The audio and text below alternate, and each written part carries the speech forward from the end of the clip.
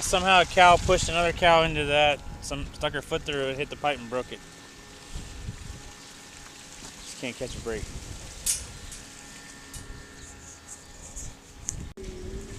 Alright, water's starting to die down some. We're going to check it out and see what happened.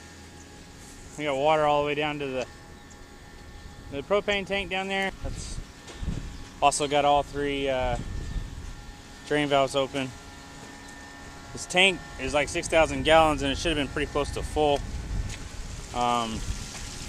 We use this water to, this water goes from our plate cooler into the tank, and then we use the water in here to scrape the feed lane and scrape this exit lane, and then we also use it to put water in the feed. So I'm going to start trimming back this insulation and see what happened.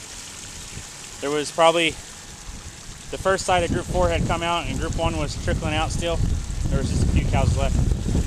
And then when I was changing the gates, I seen one cow shove another cow, and then I heard a snap and then heard water running. So I guess the one cow got shoved and somehow stuck her foot through and hit the pipes. So I'm going to start trimming back the insulation and see what's broken and see what we need to get to fix it. So yeah.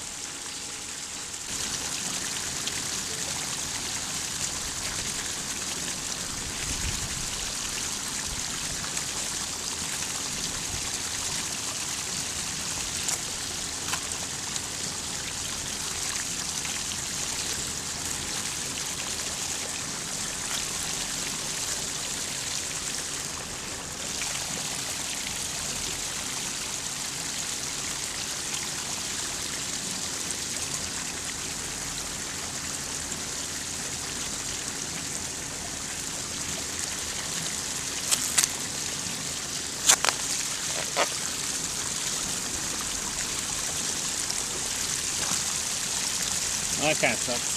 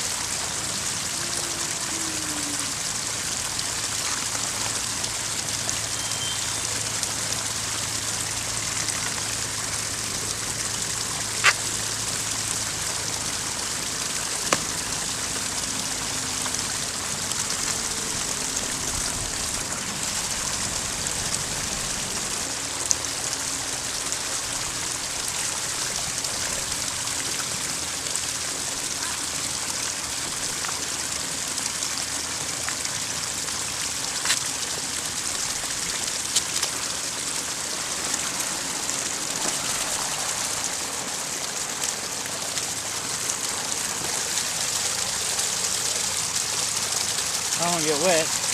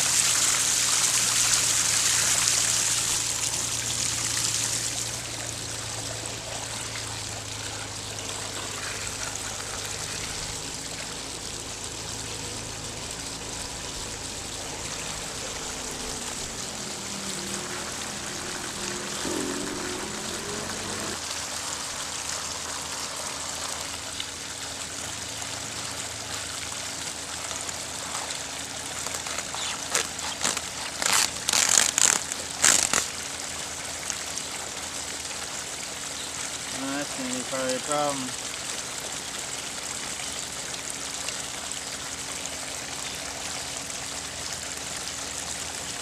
we got another tee with threads.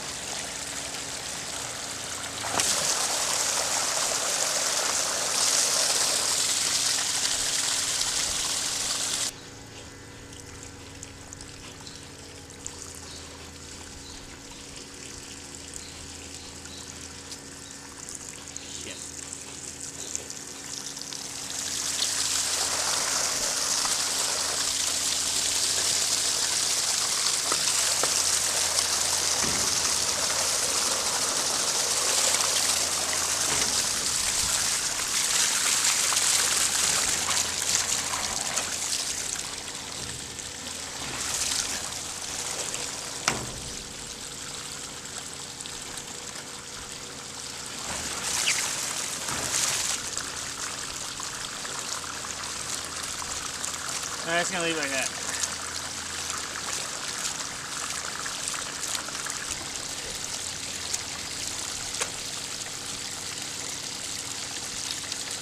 Yeah.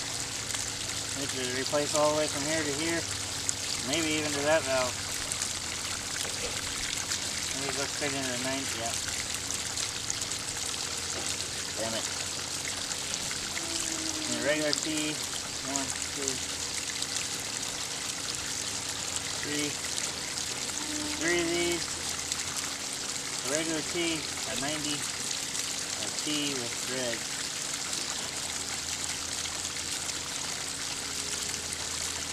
Pipe. Well, I'll take credit for the idea because I came up with putting a rubber deal on it for now. He already covered it back up. But Wes did all the work. He went to town and got the rubber deal here at Tractor Supply. And he had to soak it in hot water to get it to fit over the T's, and he put it all on. The deal is today's Sunday, so everything's closed, and we didn't have a T with pipe thread, so we needed the well, straight through was PVC, but then teeing off of it was going to be pipe thread onto the nipple for the tank. I got to get back to putting out fertilize.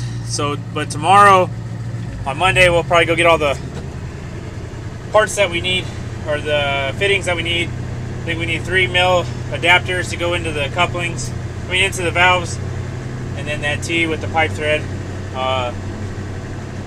That's gonna be teed off of, and yeah. So like I said, today's Sunday, everything's closed except for Tractor Supply. We got an Ace Hardware here in town, so they should have everything that we need tomorrow. Go get it. The deal is we have too tight of a window between milking, because we get done milking about 11:30 in the morning, and we start back at 4. So without that plate cooler running, because the milk comes out at about 103 degrees out of the cow, and we can bring it down to about 75 degrees by the time it hits the tank with that plate cooler, just running well water through it. We can pull out about 25 degrees out of it. So that will take off probably about 2 hours worth of cooling on the tank.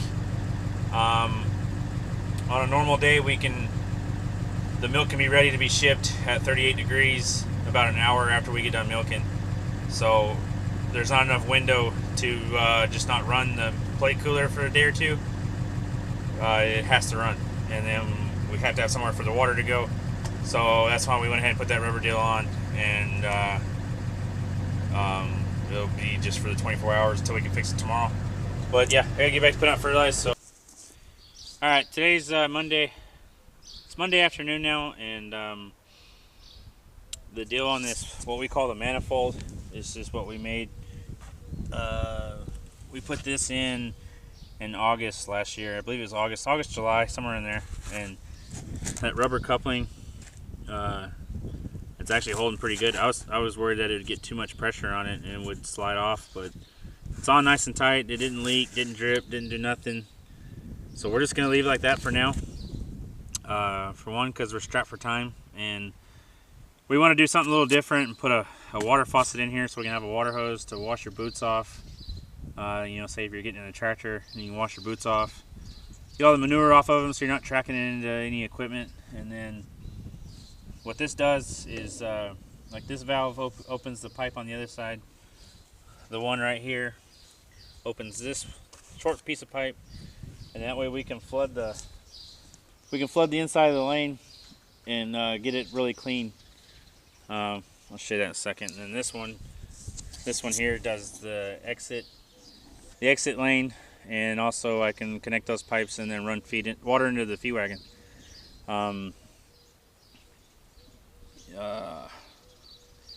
Yeah, so we're just gonna leave that for now and worry about it later because it's holding and it's working. So, I mean, you can actually see where the water was running fast enough to make little waves of sand. And I mean, this morning this was, you know, an inch thick of manure. Scraped it off with a rubber tire and ran the water and pushed the water down and cleaned it out really good. And it's important to get it really clean because if you have some spots that get dried out and stuck to the concrete, it becomes like a grease and you'll have cows slip and fall. So keeping the concrete clean and gives them the most traction and keeps these grooves cleaned out so they don't slip. So this pipe that's right here that's insulated, that's coming out of the dairy barn. That's the field pipe. And that pipe up there is the overflow. We just added that on so that when it overflowed, it would hit concrete instead of dirt and washing out or undermining the tank. That's a 6,000 gallon tank. And let's see, I guess I'm taking the inside and I'll show you that. Well, first, right here on the outside, the water pipe's coming out of the wall and duct tape's coming off. And then we 90 down into the ground, dug a trench up to the tank. And it's not 120 feet if I remember right. We actually took the track hoe, made them little hooks and picked it up with the track hoe and set it up there on that little platform. Okay, so inside the barn here, we have our water line right here, hooked up to this. So right now water is going into the tank.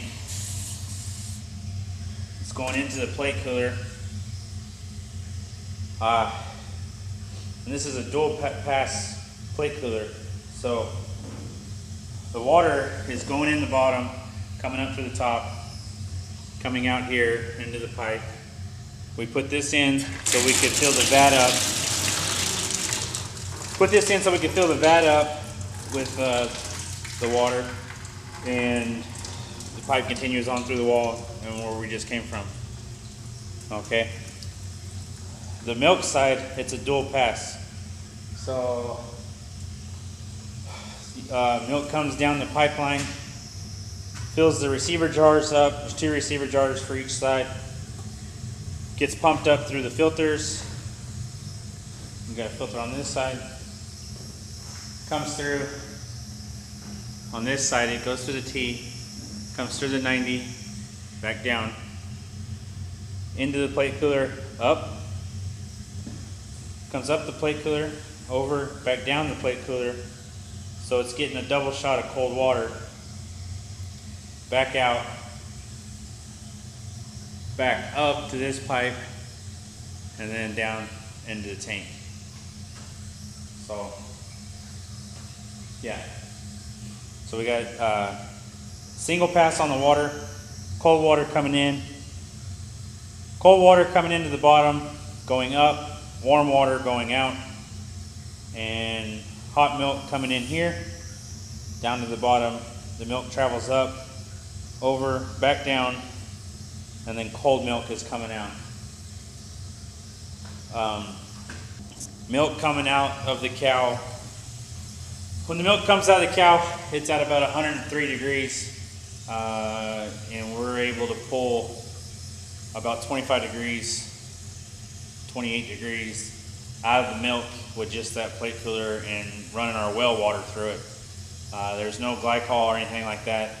Just if you had a different setup where you had a chiller, or I guess a pour managed chiller would be like a 1,000-gallon milk tank with water and some glycol in it, and have a chiller or like a milk cooler set up on it, and then you would pump